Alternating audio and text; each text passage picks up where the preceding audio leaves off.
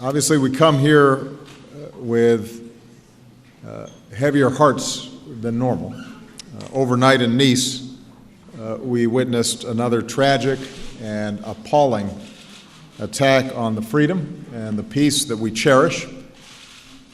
Today, our hearts are with the people of France and with all the innocent men, women, and so many children who were hurt or killed in this sickening attack. This includes Americans that we know of, a family from Texas, a father and young son just 11 years old who were there on vacation. Their family, like so many others, are devastated. They're grieving.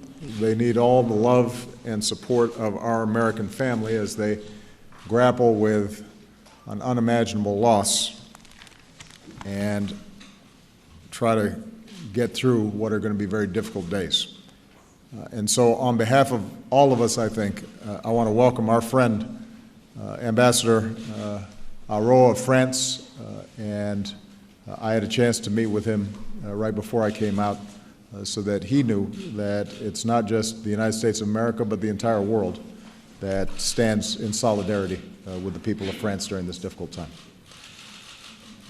I spoke to President Hollande earlier today, and in addition to conveying deep condolences, I reminded him that France is America's oldest ally and one of our strongest. We owe our freedom to each other. Americans and French have stood together for 2 centuries, and I told President Hollande that we will stand united now in our grief, in our praying for the many who are injured, many of whom are still fighting for their lives, and we pledge to stand with our French friends as we defend our nations against this scourge of terrorism and violence. And this is a threat to all of us. We don't know all the details, but what we know is the capacity of even a single individual to do extraordinary harm to our people, to our way of life. A lot of nations represented here today have been impacted this year and in previous years. In recent weeks, we've seen heinous attacks inspired or directed by ISIL here in the United States, in Turkey, in Iraq, in Bangladesh, in Saudi Arabia. And these terrorists are targeting and killing innocent people of all backgrounds and all faiths, including Muslims. And I know I speak for all of us when I say that these individuals and these networks are an affront to all of our humanity. Many of the nations that are represented here today are part of our global coalition against ISIL, and I want to take this opportunity to say once more, we will not be deterred. We will not relent. We're going to keep working together to prevent attacks and defend our homeland. We are going to keep taking out ISIL leaders and pushing ISIL back in Syria and Iraq. We're going to keep standing with our partners from Africa to Afghanistan, and we are going to destroy this vile terrorist organization. And in contrast to these terrorists who only know how to kill and destroy, we're going to win this fight by building, by never giving up on diplomacy to end the Syrian civil war, by working with partners around the world, including Muslim communities, to push back against hateful ideologies that twist and distort Islam, a religion that teaches peace and justice and compassion. We will defeat these ideologies by offering a better vision of development and economic progress, so people, especially young people, have more hope and opportunity and are less susceptible to extremism and violence in the first place. And we will continue to promote political opportunity and democracy so citizens have a say in their future. And we will win this fight by staying true to our values of pluralism and rule of law and diversity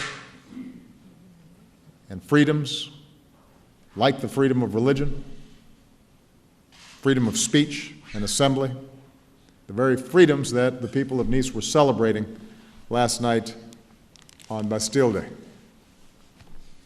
In the wake of last night's attacks, We've heard more suggestions that all Muslims in America be targeted, tested for their beliefs, some deported or jailed.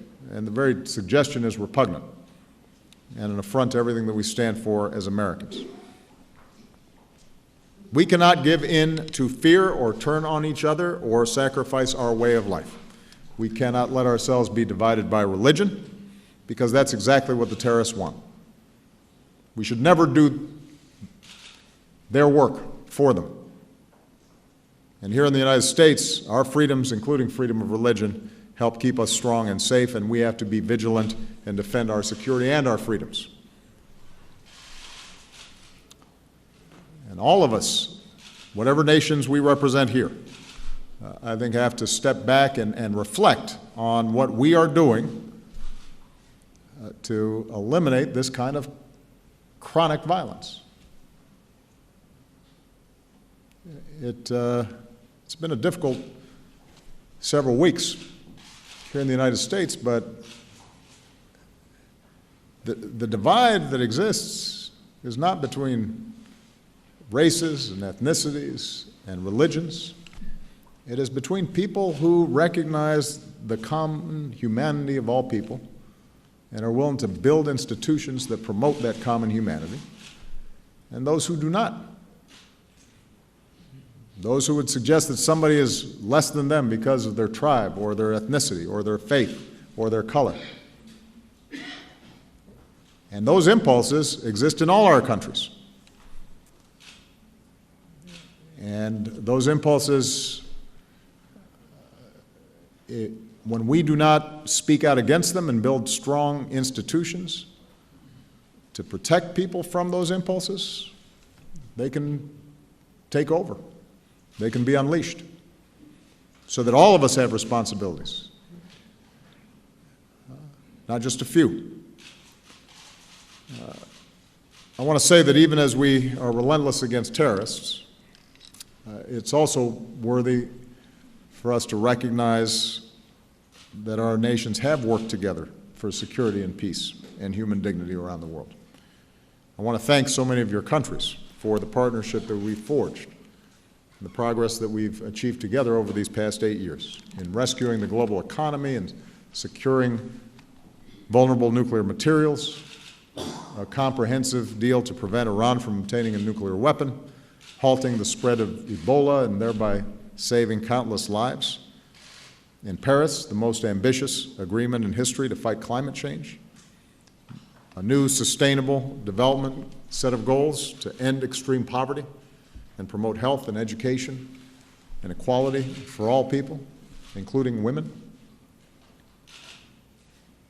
And through the efforts of many of you, we've continued to try to move beyond old conflicts, supporting the transition to democracy in Burma, forging a new partnership in Vietnam, deepening our new chapter of engagement with the Cuban people, helping to support the efforts in Colombia to end the decades-long conflict. That's the power of diplomacy. That's what's possible when our nations and our peoples work together in the spirit of mutual interest and mutual respect. And what a contrast to the death and nihilism that terrorists offer. What a powerful reminder of the progress and opportunity and hope that we can advance when, as nations and as peoples and as individuals, we refuse to be defined by our differences alone, and we remember that we are all part of one human race. Even on difficult days like this, that's what gives me hope, and that's what should give us all hope. Because on this planet of more than 7 billion people, the hatred and the violence of a few ultimately is no match for the love and decency and hard work of people of goodwill and compassion, so long as we stand up for those values, and so long as we answer those who would undermine those values.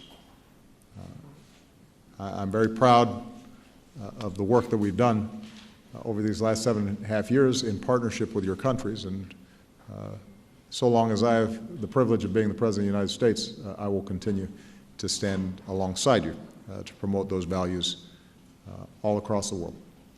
Thank you very much, everybody.